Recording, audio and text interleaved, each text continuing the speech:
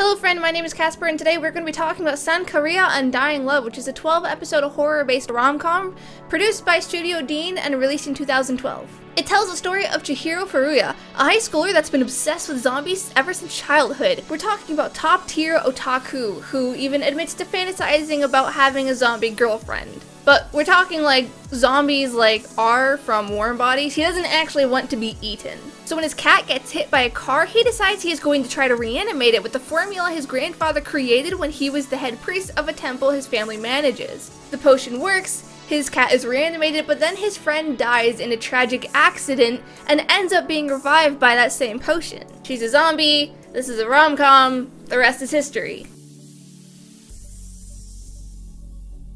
I want to say something right off the bat, and that is, do not be turned away by the idea of a zombie romance, because, to quote the worst cliche in the history of romantic anythings, it's not what you think. While yes, Chihiro does fetishize zombies, and that is incredibly weird, Rhea is only a zombie in the sense that she has been brought back to life. This is something that they touch base on a couple times in the series, such as assuming she eats people when in reality Rhea only needs to consume hydrangea leaves to stay alive. This is because a hydrangea flower was the key ingredient into the potion that reanimated her, and I thought that was a very clever take. Chihiro's attraction to Rhea is also hinted at before she's reanimated when they're just hanging out in an abandoned bowling alley watching horror flicks. So we never really get a conclusive answer as to whether or not Chihiro is attracted to Rhea because she's a zombie or because he likes her for who she is. However, there is a story outside of the romance, and it's a pretty big one. You see, the story primarily revolves around Rhea's desire to escape the shackles her father has had her bound in since birth. She's been imprisoned within her own home by her father, who,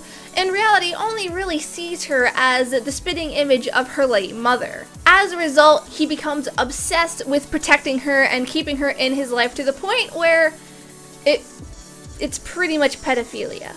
It isn't until Rhea dies and is reanimated by Chihiro's poison that she actually gets to escape and she gets to truly live, because her death allows her to run away from her home and find refuge in Chihiro's family. If anything, they only really skirt around the romantic aspect of the story while focusing on Rhea's grim life as a caged bird with a pedophile for a father and a mother figure that views her as nothing more than a scourge. Even if there are comedic moments here and there, more in the beginning parts of the story than the later episodes, this is actually a pretty dark story, and I found myself having to completely rewrite my review once I came to understand that. I was also pretty pleased with the fact that the writers didn't try to make Rhea into some damsel in distress. When she was being kidnapped by her father's lackeys, she beat the hell out of them with her crazy zombie strength. When she was being held captive, she broke out of her restraints. When Chihiro's life was in danger, she rescued him. Even if she was portrayed as an exceedingly innocent character that was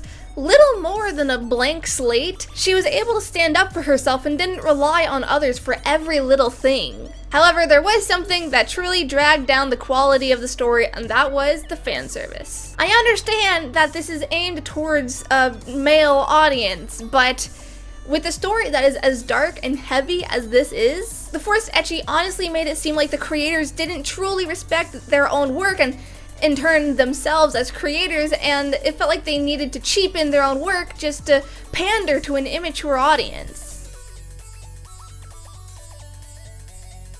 At first, I wasn't entirely sure how I felt about the art quality. There were a few parts that felt weirdly flat, and then there were other parts that were very detailed, and that did kind of throw me off. After a few episodes though, I was able to get a feel for the balance that the creators were trying to aim for, and I began to really appreciate it for what it was. I felt the creators had found this marvelous middle ground where they used both traditional shadows and highlights in combination with a smooth color gradation that was a refreshing change. It was a little simple, maybe a tad plain at parts, but it never came off as underwhelming or cheap. In fact, as I was writing the script, I felt like what the creators were striving to achieve with this show was much more fitting than something that is strikingly detailed and beautiful like Chunibyo. That said, I wasn't entirely impressed with the character designs. I do not understand why Chihiro is styled like a cat with his hair shaped to look like he has cat ears and his eyes definitely being feline inspired. No part to the story alludes to cats other than Chihiro's pet dying. So am I missing something? Is this one of those lost in translation deals? Also, let's be real, there's nothing inspired about Reia's design. She has long black hair, pale skin, and red eyes. That's basically any undead girl character design ever, so. As for the animation, it's average. There's nothing particularly impressive about it, but it's not bad.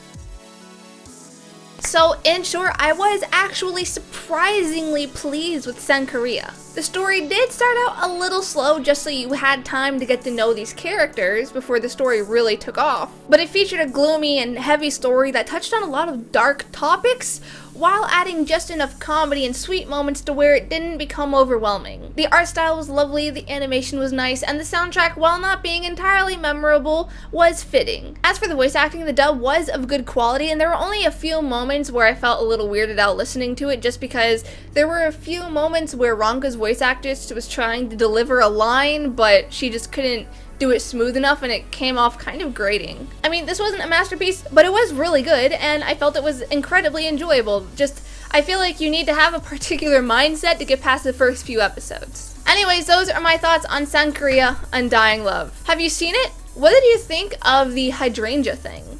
Let me know in the comments below. Otherwise, you can find all of my social media as well as my Patreon in the description. Happy unbirthday, and I will see you later. Bye!